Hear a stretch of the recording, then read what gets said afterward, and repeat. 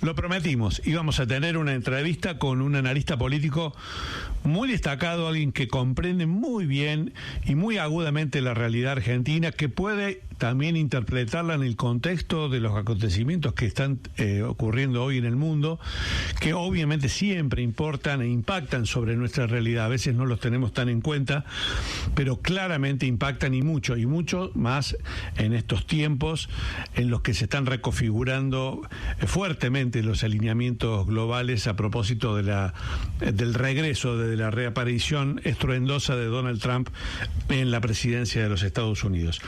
Estamos en contacto con el secretario de redacción y columnista político del Diario de la Nación, Martín Rodríguez Yebra, por lo demás un gran amigo y alguien a quien respeto enormemente desde el punto de vista profesional. Hola Martín, ¿cómo te va? Buenas tardes. Buenas tardes, Sergio, qué gusto saludarte. Igualmente, mira, igual que vos, creo que todos los que seguimos la política, el sábado a la noche interrumpimos nuestro descanso para escuchar al presidente Milei y hacer la cobertura del discurso en el Congreso de la Nación. Empezamos, por lo tanto, esta conversación por ese lugar que es habitualmente clave en el escenario político, porque de alguna forma abre el año político el discurso del presidente ante el Congreso. ¿Qué lectura tenés de lo que pasó el sábado anoche en Buenos Aires? Bueno, a ver, varias aristas para analizar. Por un lado, un presidente que va al Congreso a relatar lo que él considera sus logros de primer año en un escenario en el que la oposición le deja el recinto prácticamente vacío y le permite exhibirse como ganador con una tribuna completamente dominada por militantes y un recinto en el que dominaban los aplausos y las ovaciones de su sector. O sea, todo muy guionado, con esa complicidad opositora, si se quiere, o esa decisión, a mi juicio mala, de la oposición de dejar de no asistir a una ceremonia institucional como esta. El presidente hace un discurso autocelebratorio con algunos anuncios de reformas un poco imprecisas que yo creo que el gobierno sabe que nunca van a salir, o que por lo menos no en este momento. En un año electoral el Congreso no va a funcionar, y menos con la minoría que tiene el gobierno para sacar grandes reformas institucionales o de fondo. Creo que de alguna manera al presidente le faltó anunciar la reforma de la ley de la gravedad, más o menos, pero de manera concreta lo único que reafirma ante el Congreso es que va a enviar el acuerdo con el fondo, que no es una decisión de él, sino que es una imposición del FMI, ¿no?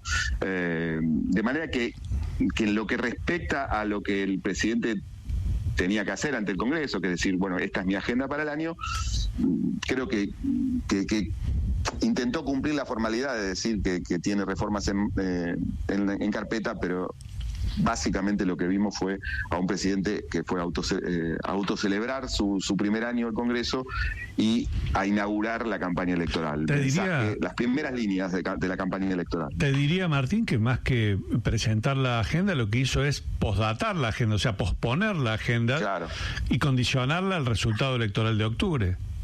Sí, porque él dice, si no me lo quieren votar ahora, después va a haber más bancas violetas en este Congreso y ahí lo van a tener que votar.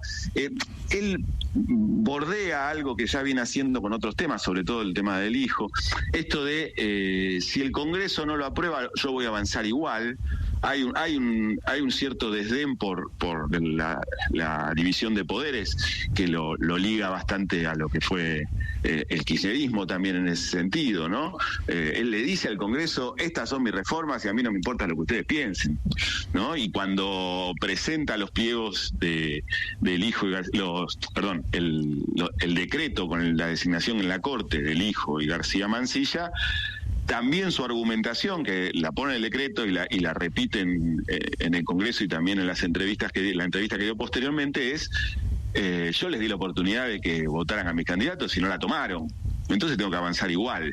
Entonces hay un desconocimiento deliberado, ¿no?, de los roles que tiene cada uno de los poderes del Estado, que marcan quizás hacia adelante una luz de alerta sobre la salud de la institucionalidad argentina en caso de que el gobierno siga acaparando porciones de poder. Pero el otro día vimos un poco esa escenificación. Y después un último punto, si querés, desde el que podemos seguir la conversación, es cómo todo eso que el gobierno preparó como una gran puesta en escena del éxito del primer año de gobierno de Milei y el inicio de lo que es la campaña y la búsqueda de ampliar su poder institucional, queda opacado por una acción insólita del principal asesor, del supuesto estratega de toda esa escenografía, en el enfrentamiento con Facundo Manes, ¿no? Primero en el recinto y después cuando lo va a increpar afuera, y queda otra vez enturbiada la estrategia del gobierno por un exabrupto o por una acción que revela un costado inquietante, ¿no? Es un error, un sector político. Es una situación que refleja, Martín, el estado de ánimo de algunos miembros del gobierno, como el caso de Santiago Caputo, de ir a increpar a un diputado. Me refiero al estado de ánimo planteado a propósito de las sospechas, de las dudas abiertas a partir del CryptoGate. Sí, yo veo un cambio de ánimo en el gobierno en ese sentido. Veo nerviosismo del que te lleva a cometer errores no forzados, y creo que lo de Caputo puede enmarcarse en esa línea. También lo de aquella famosa interrupción de la entrevista con Johnny Viale hace unos días. Son señales que muestran a un gobierno que no está tan al mando de la agenda como lo estaba antes de este escándalo, el escándalo de la criptomoneda. Hubo varios episodios en los últimos meses en los que el gobierno perdió un poco el control de la agenda, empezando por Davos, ¿no? Por la repercusión que tuvo aquel discurso de Milei en Davos, y creo que eso se nota en este tipo de acciones, en esta reacción.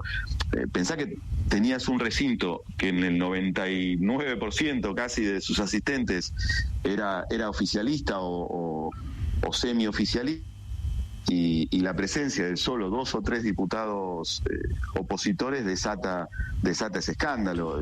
Evidentemente Manes lo interrumpe, le grita, algo bastante habitual en las situaciones, claro, de un presidente en el Congreso, hablando en el Congreso, y ese único diputado, digamos, que resiste al poder, termina vapuleado y increpado por la persona que además es quien hoy sabemos concentra la mayor porción de poder de este gobierno, ¿no? Entonces, todo eso da una sensación de búsqueda de unanimidad, un poco que transmite prepotencia, algo de violencia, que creo que enturbia cualquier objetivo que hubiera tenido el gobierno respecto de lo que debía mostrar en esa asamblea, que además se puso a la noche para que tenga más repercusión, etcétera, y termina teñida por ese episodio. A mí me dio la sensación, Martín, me da la sensación de que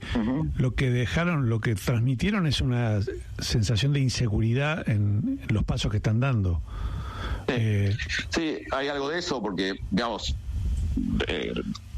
convengamos en acuerdo con lo que el propio discurso del gobierno está diciendo, que Manes hoy no es una figura del primer orden en la política argentina, ¿no? Está en una situación, en un subbloque del radicalismo, no es una figura en la que todos estemos posando los ojos y que pueda ser un rival. Recibió un baño de notoriedad inesperado.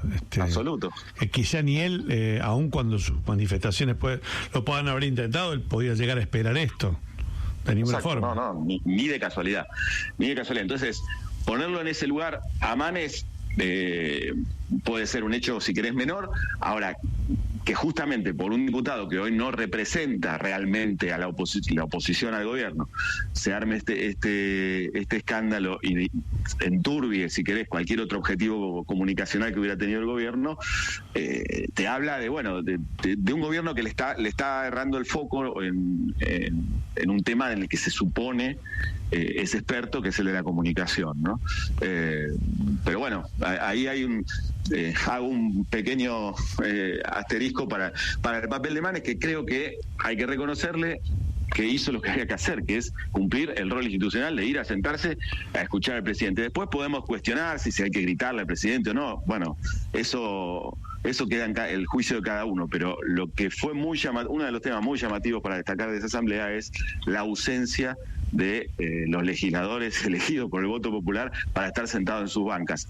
Hacen el teatro de faltarle al presidente en una sesión en la que no había nada que votar, y después negocian por lo bajo en otras sesiones donde sí importa el voto y le hacen enormes favores al gobierno, como fue la no creación de la comisión investigadora del caso Libra y las sugestivas negociaciones y actuaciones vinculadas con los pliegos de los jueces de la Corte. Martín, tal cual quedó planteado el discurso y tal cual queda planteado el escenario político electoral de este año. Hay que esperar este año muy pocas reformas votadas por ley en el Congreso de la Nación, o sea, vamos a tener probablemente un año perdido en el Congreso. Yo imagino que sí, eso es casi una constante en la Argentina. Me acuerdo del último año electoral, creo que se votó una ley o dos como mucho, y si mirás todos los años impares, más o menos la tendencia es similar. Mucho más creo que eso se va a notar en un momento en el que el gobierno no tiene mayoría ni cerca, digamos, en ninguna de las dos cámaras, ni la puede conformar con sus aliados. Yo creo que el gobierno va a hacer sobreactuación de envío de proyectos. Bueno, en parte es su responsabilidad y está bien, no es criticable que lo haga, va a inundar de proyectos. Probablemente veamos la reforma en términos de seguridad, la baja de la edad de imputabilidad. Es un tema que probablemente ningún bloque quiera perderse de votar para que después lo señalen durante la campaña con que es cómplice de algún crimen nuevo que pueda ocurrir cometido por un menor.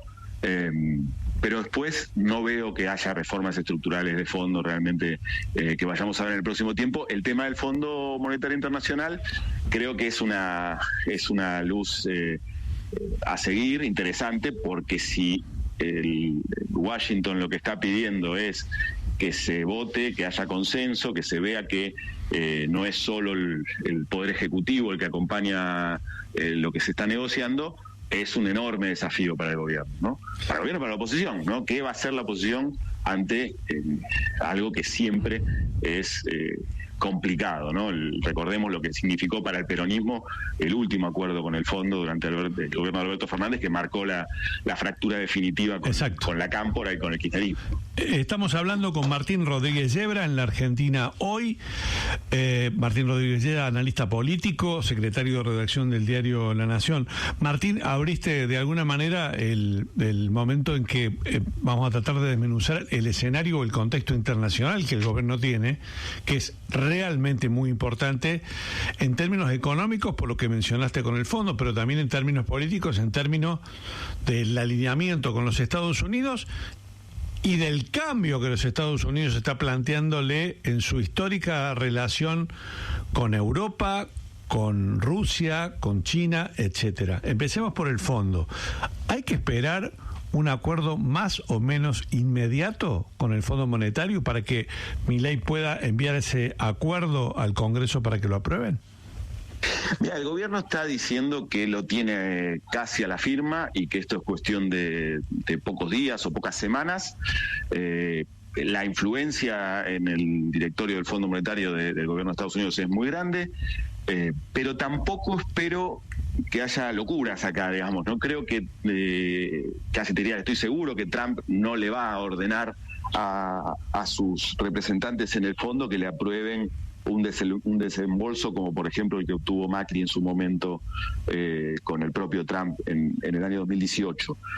Yo creo que va a haber un acuerdo acotado, un acuerdo que probablemente no incluya grandes desembolsos nuevos y que le permita al gobierno llegar con cierta holgura al momento electoral sin devaluar, y probablemente después sí tengamos una negociación un poco más amplia y más seria de un programa que determine si el futuro del programa económico argentino con más libertad, digamos, con más libertad en el sentido de que hoy el gobierno está completamente decidido a no tocar el dólar, básicamente, a no correr riesgos que puedan llevarlo a una situación crítica antes de las elecciones, algún tipo de tensión que termine, digamos, con la calma cambiaria y con la sensación de alivio que da la baja de la inflación,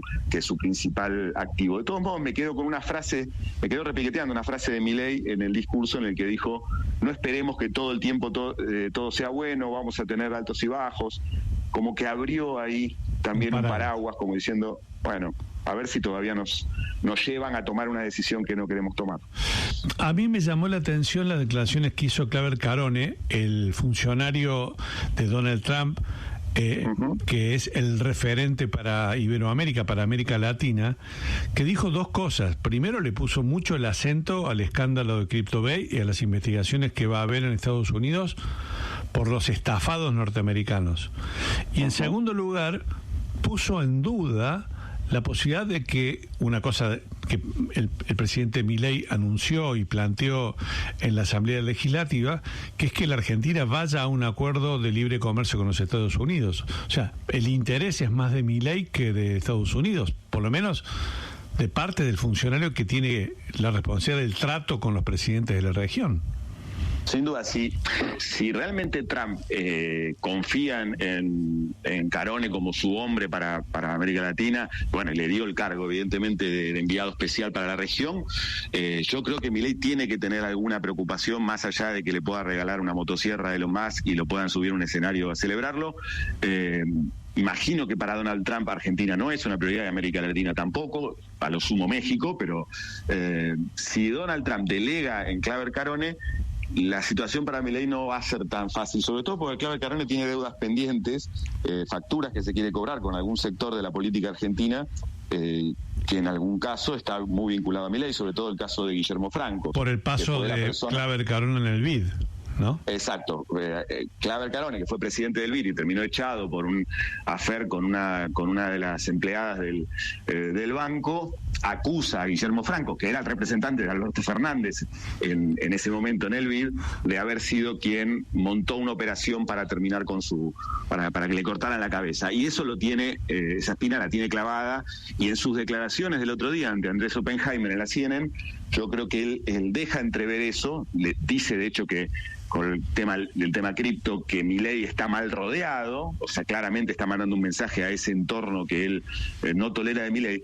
Y lo que no dijo en la entrevista con Oppenheimer, pero decía antes de que el Trump lo nombrara, es que Milei es un peronista de derecha.